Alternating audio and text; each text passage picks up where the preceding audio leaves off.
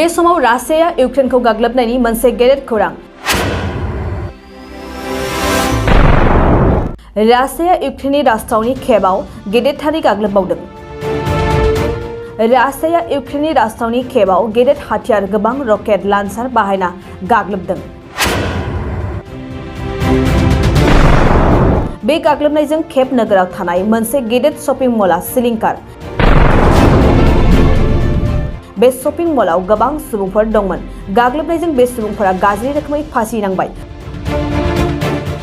सोरबा जिउ गोमानांबाय आरो सोरबा जखम जादों। बे सुबुंफोरखौ फासि नांनायनिफ्राय रैखा खालामनो थाखाय एबा बरननो थाखाय अर खोमोरग्रा हानजा फायार ब्रिगेडनि मावथिफोरा गोख्रोङै हाबा मावनाय नाजाबाय थानायखौ नोंथांमोनहा बे भिडिअ'आव होनाय सावगारियाव नुनो मोनगासिनो।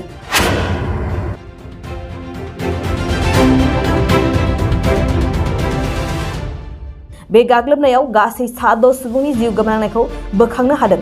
थाद'नाय गैयै रासियानि रकेट लान्चार बाहायना गाग्लोबनायाव मोनसे गेदेर शपिं मलआ सिलिंखार।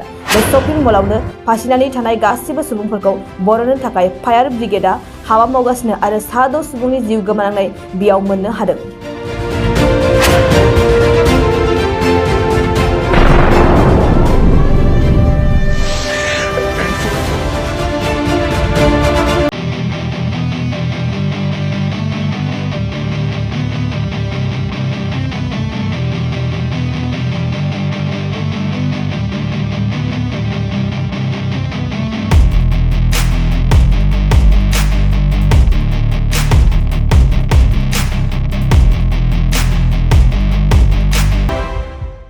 बिटिआर हालामनि थाखाय मोनसे गोजोनथाव खौरां।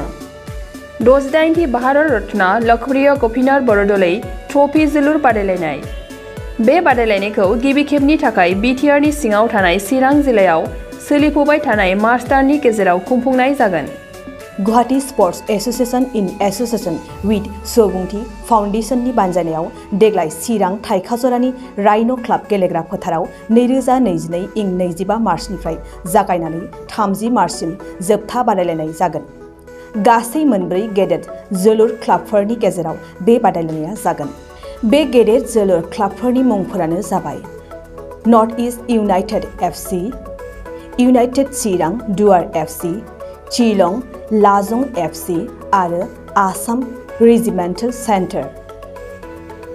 बादायलायनायनि सम खाना होखानाय बादियै 25 मार्च खालि नर्थ इस्ट इउनाइटेड एफसि आरो United Chirang Duar FC, 26 March खालि शिलं लाजं एफसि आरो आसाम रेजिमेन्टेल सेन्टार, 27 मार्च खालि नर्थ इस्ट इउनाइटेड एफसि आरो आसाम रेजिमेन्टेल सेन्टार, 28 मार्च खालि इउनाइटेड चिरां दुवार एफसि आरो शिलं लाजं एफसि, 29 मार्च खालि आसाम रेजिमेन्टेल सेन्टार आरो United Chirang Duar FC, 30 March खालि नर्थ इस्ट इउनाइटेड एफसि आरो शिलं लाजं एफसिनि गेजेराव बे बादायलायनाया जागोन।